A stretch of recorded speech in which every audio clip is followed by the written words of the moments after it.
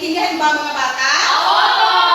Okay. So, ano ba ang tinalakay natin kahapon? Marimay. Tungkol po sa yamang mineral po, teacher. Magaling, Marimay. Naintindihan niyo na ba kung ano ang tinalakay natin kahapon? Opo! Dahil ngayon ay dadako na tayo sa ating bagong aralin. Ang ating bagong, pero bago yan, meron ako dito. Tanong. Una, mag-isip kayo ng mga halimbawa ng mga bagay sa paligid na gawa sa yamang mineral. Ako po! Jessa! Quintas po! Magaling, Jessa! Mariamay! Rino po, teacher. Magaling, Mariamay! Christine! Rino po, teacher. Magaling, Jeline! Sing-sing po, teacher. Wow, ang galing-galing niyo naman! Palakpakan niyo naman sa inyo. So, saan naman ito karaniwang nakukuha? Jessa! Teacher, sa ilalim ng lupa po. Teacher! Learning! Sa tuwing. Tama ang inyong mga kasagutan. Ngayon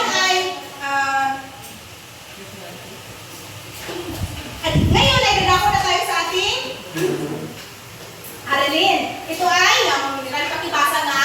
Ang yamang mineral ay tumutukoy sa mga likas na yaman na matatagpuan sa ilalim ng lupa na may malaking halaga at gamit para sa mga tao. Maraming salamat. So, ang yamang mineral daw, ito ay tumutukoy sa yaman ng matatagpuan sa ilalim ng lupa. Halimbawa nito ay ginto. So, sino ba dito ang nakikita na ng ginto? Arnel, ano ba ang nakikita? Alawak po, teacher. Oo, anong kulay ng ginto? Dilaw po. Ginto! Ilay ginto! Kulay ginto. Magaling! Arnel, maaari ka na? Opo po. Ngayon ay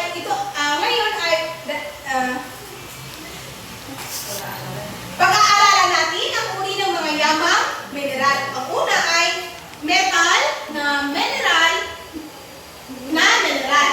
Ito ay mga sangkap na natatagpuan sa ilalim ng lupa na may mga katangian na pagiging metal tulad ng pagiging matitigan.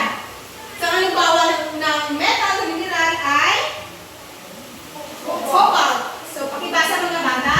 Isa kulay abo na metal na mahalaga sa baterya, magneto at mga kagamitan na nakakapaglaban sa init. So, yan ang halimbawa na Metal! metal na metal na metal. Ay, metal na mineral. Pangalawa, tanso. Isa kulay bukaw na metal na may mataas na kayahang magpadala ng kuryente, ginagamit sa mga kawat at tubo. Magaling mga bata. So, yan ang Tanso! so, magaling. Ang pangatlo ay ang bakal. Ang bakal, isa sa pinakakaraniwang metal sa mundo, ginagamit sa paggawa ng bakal at iba pang construction sa materyales. So, ang bakal, ito ay ginagamit sa paggawa ng bahay. Kaya sa atin ng mga may tatay tayo na gumagawa ng bahay, di ba? Ito yung ginagamit nila sa paggawa ng Metal materials. Ganyan din, teacher. O, yan ay isang halimbawa din po ba? magaling Jessa. Yan ay halimbawa na Yan din, teacher. O. yes, Norby, magaling. Ngayon ay dadako tayo sa di-metal na mineral. Pakibasa nga. Ito ay ang tukoy sa mga mineral na hindi naglalaman ng metal o mga elemento na may katangian ng metal. Magaling. Ang di-metal naman, ito ay tumutukoy sa mga mineral na hindi naglalaman ng metal o mga elemento na may katangian ng metal. Halimbawa nito ay Uling! uling. Uling!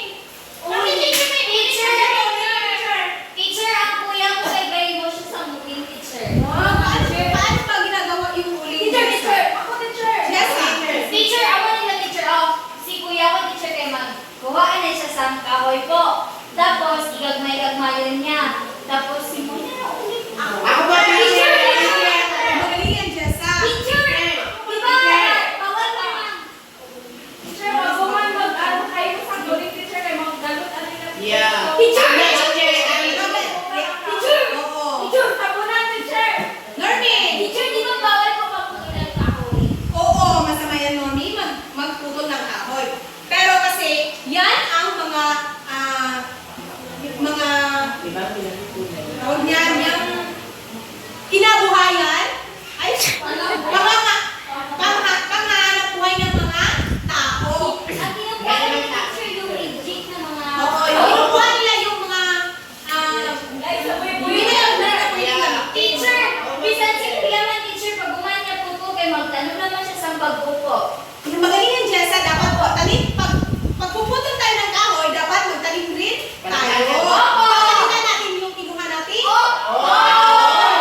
Magaling. At ang pangalawa,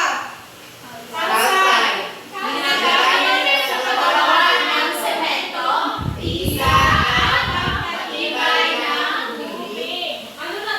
Chlorine, yung chlorine? oh, yes, Normy. Yan yung calcite. Paggawa ng semento. Yan, ginagamit siya para magawa ng semento. Oo, very good, Jessa. Kahit sa isang bungka. So ngayon, naintindihan niyo na ba kung ano ang tinalakay natin? Ngayon, meron akong katanungan. So ano ang ligas na yamang mineral? Christine? Ang likas na yamang mineral ay matatagpuan sa ilalim ng lupa at halimbawa nito ay Metal. ginto. Magaling, Christine. So ang yamang mineral, ito ay makukuha natin. Tayo matukoy sa Yaman. na yaman na makukuha natin sa ilalim ng Lupa. So ang mga halimbawa ay Ginto. cobalt. Ano pa? Bakal. Ang pangalawa naman ay magbigay ng mga halimbawa ng metal at di metal. Metal teacher bakal, ang di-metal ay calcite. Magaling. So naintindihan niyo na ba kung ano ang ating tinalakay ngayon? So ngayon ay dadako tayo sa ating activity. Sagutin sa inyong papel. So kumuha pa kayo ng papel at sasagutan ito. So bilang isang mag-aaral, paano ka makakatulong sa wastong paggamit at pangangalaga ng likas na yamang mineral? Sino ang pwedeng magbahagi ng kanilang sagot? Normie? Bilang isang mag-aaral, paano po nga ba matutulungan ang wastong paggamit ng likas na yamang mineral? Sa pamamagitan po ng paggamit nito ng hindi po natin